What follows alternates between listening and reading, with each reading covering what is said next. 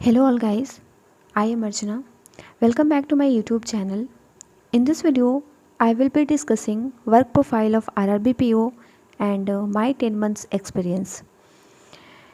And please be with me till the end of this video, as at the end I will tell the actual reason that why I am leaving RRB.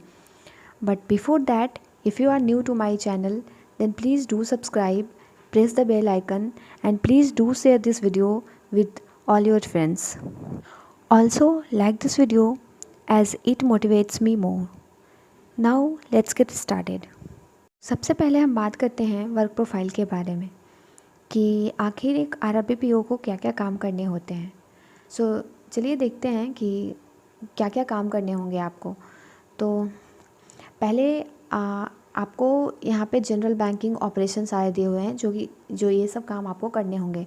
आपको account open करना होगा, close भी करना पड़ सकता है, KYC करना होगा, आधार लिंक करना होगा, एसएमएस रजिस्ट्रेशन करना होगा, फिर चेकबुक एंड एटीएम भी इशू करना होता है एक ऑफिसर को।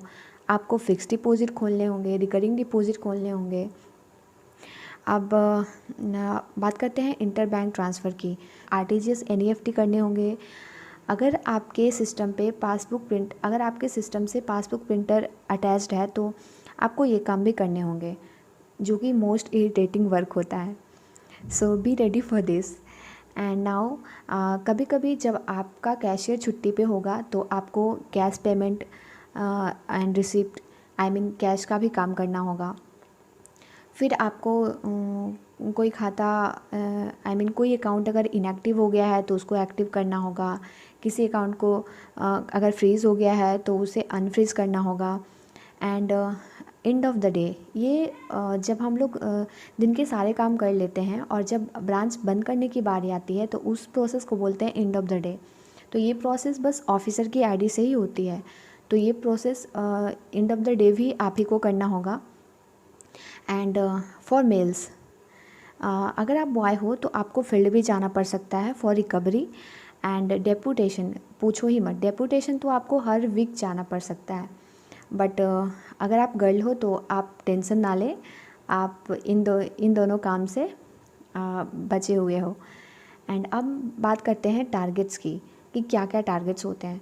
तो ज़्यादा कुछ टारगेट्स नहीं होते हैं, बट हाँ कुछ गवर्नमेंट स्कीम्स हैं जो कि आपको करने होते हैं, जैसे अटल पेंशन योजना हो गया, फिर सुरक्षा बीमा योजना हो गया, जीवन ज्योति बीमा योजना हो गया। एंड टारगेट्स में आपको रिकवरी के भी टारगेट्स दिए जा सकते हैं एंड इंश्योरेंस भी होते हैं, तो ये भी करने पड़ेंगे आपको। सो ये था हमारा कि आपको क्या क्या बैंकिंग ऑपरेशंस करने होंगे। ठीक है, अब देखते हैं कि क्या क्या टाइमिंग होती है आरआरबी की। तो अब देखते हैं टाइमिंग। सो फॉर कस्टमर्स आपका ब्रांच 10:30 AM to 4 PM तक खुला है।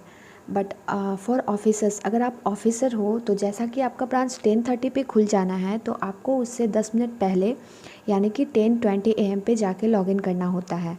और आप तब तक नहीं निकल सकते जब तक कि आपका end of the day process complete नहीं हो जाता है। बट हाँ, अगर आप असिस्टेंट हो तो आप जब आपका कैश टैली हो गया, आपने कैश वॉल्ट में रख दिया, तब आप जा सकते हो। बट ऑफिसर के लिए end of the day process complete करके ही जाना होता है।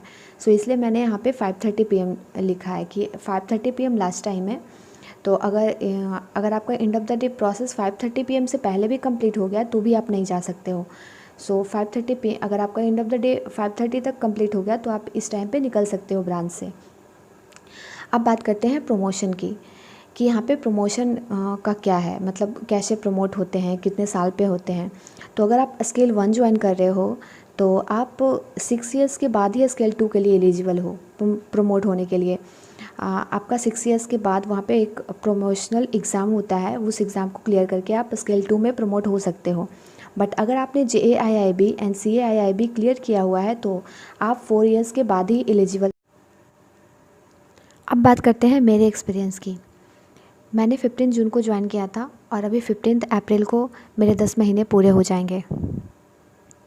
तो स्टार्ट करते हैं फर्स्ट डे से।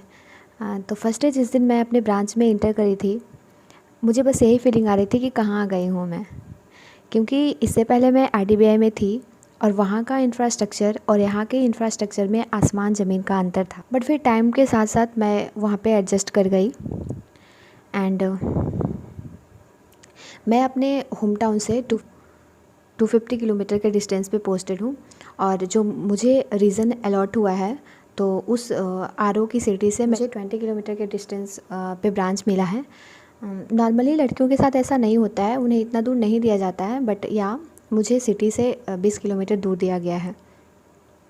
और 250 किलोमीटर दूर इसलिए क्योंकि मैं जहाँ से बिलोंग करती हूँ वहाँ पे जो बैंक है वो है दक्षिण बिहार ग्रामीण बैंक और इधर है उत्तर बिहार ग्रामीण बैंक।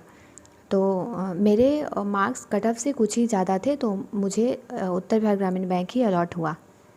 एंड मेरे ब्रांच में टोटल 4 स्टाफ्स हैं। ओके, एक BM, एक मैं एज ऑफिसर एंड 2 असिस्टेंट्स। तो आप लोग ये मत सोचिएगा कि यहाँ पे तो 4 स्टाफ्स है फिर क्या दिक्कत होती होगी। तो यहाँ पे 4 स्टाफ्स इसलिए है क्योंकि मेरा जो ब्रांच है वो ब्लॉक ब्रांच है, ठीक है। यहाँ पे बहुत सारे ब्लॉक के ट्रांजैक्शंस होते हैं, पेमेंट्स होते हैं, दैट्स वाई। और हम लोग 4 स्टाफ्स तो हैं बट सिस्टम ओनली 3 है हमारे पास, जिसमें से एक हमेशा ही ख़राब होता है। तो हम बोल सकते हैं कि नॉर्मली हमारे ब्रांच में 2 सिस्टम से काम होता है, एक पे कैश का काम होता है और एक पे मैं काम करती हूँ, वही सारे वर्क जो मैंने आपसे अभी शेयर किए हुए हैं। और जो 2 BM एंड एक और जो असिस्टेंट है वो दोनों हमेशा ही फील्ड में होते हैं। सो या दिस वाज माय एक्सपीरियंस। अब बात करते हैं कि मैं क्यों छोड़ रही हूँ RRB, why I am living RRB। So इसका बस एक ही रीज़न है कि मैं अपने होम टाउन से 250 किलोमीटर दूर हूँ और अगर मैं यहाँ पे रहूँगी अगर मैं इस RRB में रहूँगी तो मैं पूरी लाइफ अपने होम टाउन नहीं जा पाऊँगी जब तक कि DBGB एंड UBGB मर्ज ना हो जाए। और मैं 1 साल से यही सुन रही हूँ कि DBGB UBGB भी मर्ज होने वाला है, बट कब होगा कोई नहीं जानता।